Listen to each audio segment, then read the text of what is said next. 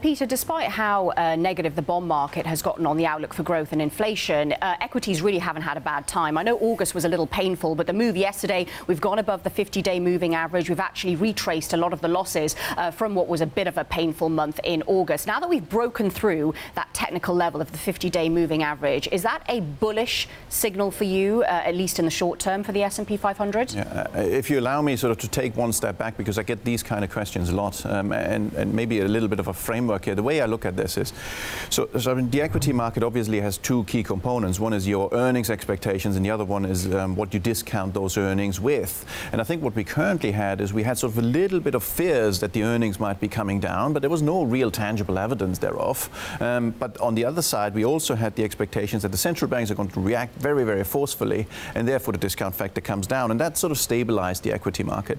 Now, if we came to the point where you can't really lower the discount factor anymore, you can't really put rates any further down, but on the flip side, the economy is collapsing, then that's very, very bearish for the equity market. On the other hand, that's not what we're currently having. The interest rates are probably going to stay low even if we back up a bit, but the reason for that is because the economy is doing reasonably well, or so the expectations are. So it seems very, very difficult to sort of become too bearish on the equity market. In the short term, I think these technical factors typically carry us a bit, so it's quite plausible that we continue to trade up for a while.